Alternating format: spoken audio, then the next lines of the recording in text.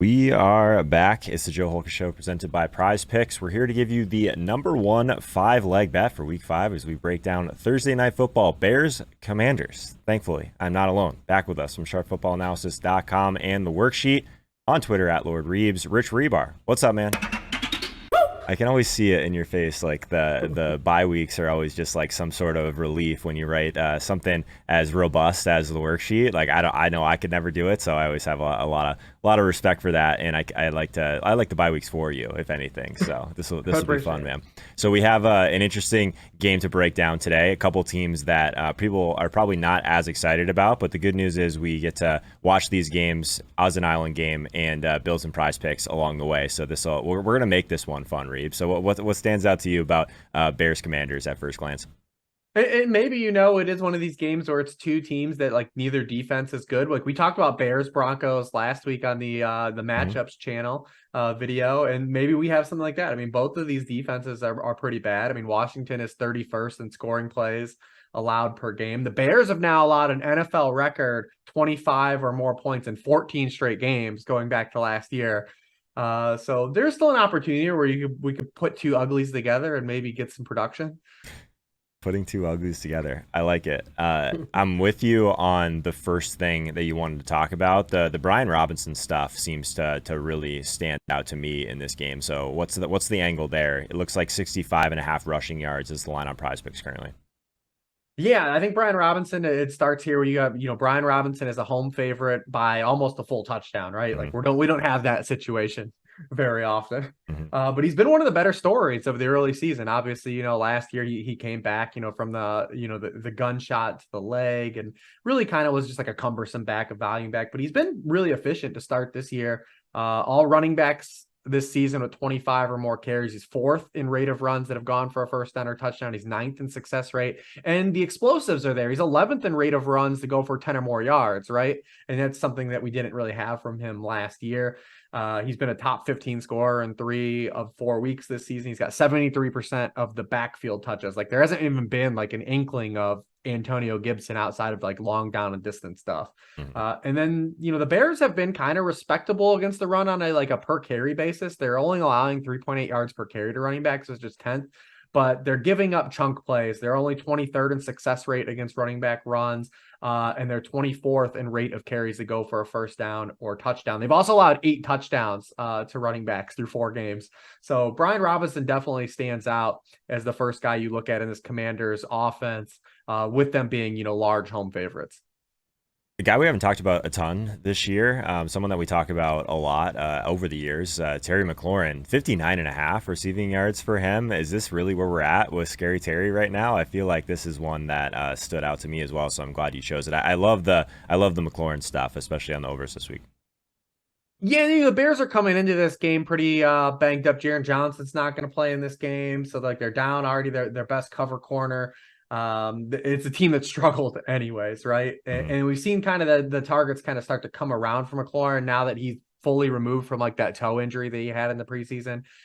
His route participation has climbed the past couple weeks, and the targets have also climbed. Also, when you pair up the injuries on the Bears side, you also have injuries on the Commanders side. Jahan Dotson and Curtis Samuel are both going to play tonight, but they are both coming into this game banged up.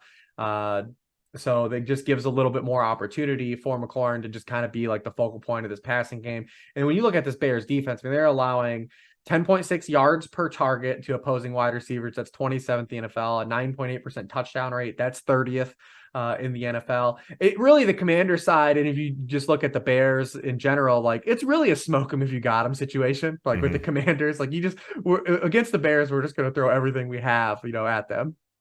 I love it. I love it. Yeah, looking at the game hub in this game, there's definitely some decent matchups on both sides of the ball. So kind of an interesting one from a fantasy perspective too. But from a PrizePicks perspective, make sure you guys take advantage of that free $100 bet. Use code HOLKA. There's a link in the description that will bring you right to it as well. You do have to have another pick on the other side of this game, which we'll get to here shortly. But some of my favorite ones for me, Reeves, are always the kicker ones because these ones are actually kind of fun to sweat if you're watching these games. So we got Joey Sly over 7.5 points in this one. Talk us through that. I mean, just real easy. Again, the Bears, they're a lot. Again, the NFL record, 25 or more points in 14 straight games. Every kicker they faced so far this season has had 9 or more points. So we're getting a little buffer there.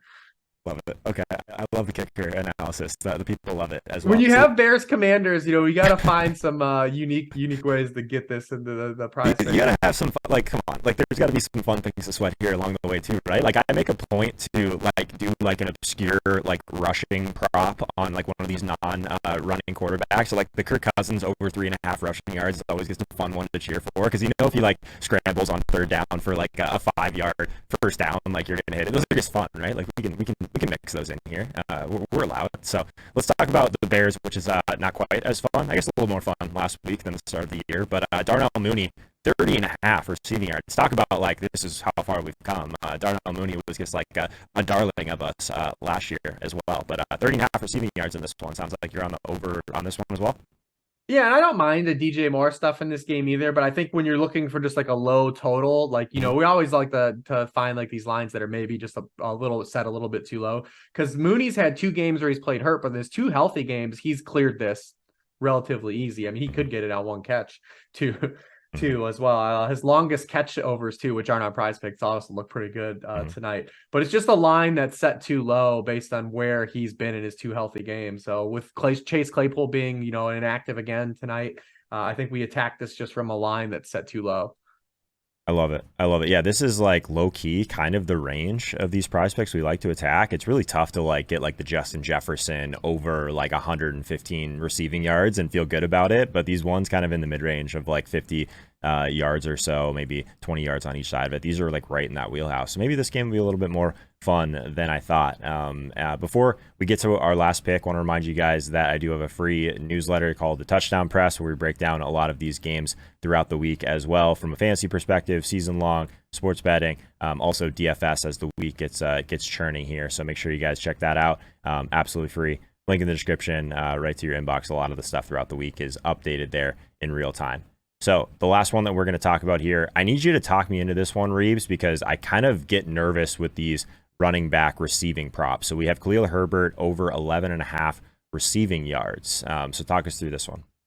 Yeah, I mean, he's just a line that's, again, probably set a little bit too low. He's gone over it in 3 of the 4 games this season. If you believe the Bears kind of hang around too in this one, I mean, it's been just him, like in neutral game script. We've only seen Roshan when the Bears are like absolutely getting smoked. And that could happen in this game too, with Washington being 6.5 point home favorites. But it's one of these lines I just think is set a little bit too low. So we're looking for maybe, just even one reception to get us there, right? To get us over the top, over the hump here, there. But that's really it. It's just that's like as far as the analysis goes, as far as that. But Herbert was a guy I actually had in a lot of tournaments last week because of the splits when the Bears were in neutral game script, and it paid off.